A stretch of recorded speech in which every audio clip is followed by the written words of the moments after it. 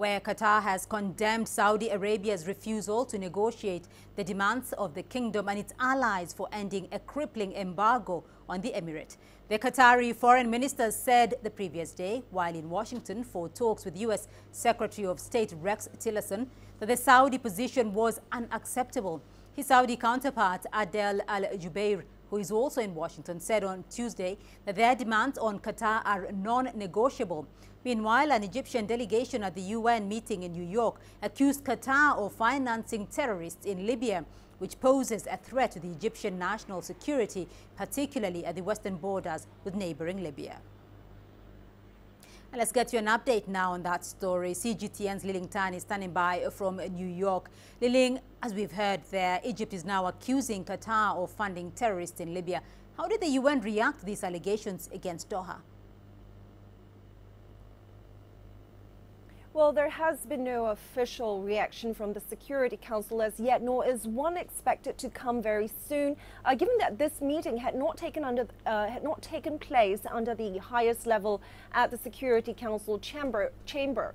It was during a briefing by the Counterterrorism Committee on Libya, during which the Egypt delegation did accuse Qatar of funding and sponsoring terrorism in Libya, going so far apparently to say Qatar was the main supporter. Now, it asked the Counterterrorism Committee to look into these violations and also called for sanctions to be imposed against Qatar. Qatar's representative denied the allegations, saying that the accusations are part of a smear campaign against his country. Now, whether this will be something addressed later by the Security Council will depend on whether a possible investigation will take place and what can be verified from these accusations. But until then, we're unlikely to hear any official comment from the Security Council over this issue. Well, Liling, Qatar is being accused of financing terrorism in Libya. So after getting this information, what should we expect from the Committee on Counter-Terrorism? Well, this information firstly has to be verified. So there has to, it's likely that there will be a further probe into whether these allegations are true, to what extent Qatar really is involved in funding or sponsoring terrorism in Libya. But until then, the Security Council will likely remain very cautious, tread very cautiously over this very sensitive issue.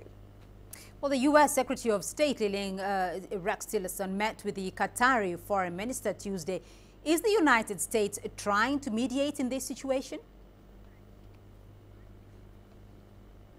Yes, the U.S. has been trying to mediate in this issue, this very sensitive issue. And Rex Tillerson, the Secretary of State, has pushed for dialogue as a means to resolve the crisis. He's been trying to play the voice of reason here, saying that the demands set out by the Arab states for Qatar to follow through, to abide by in order to lift this blockade is difficult for Qatar to meet.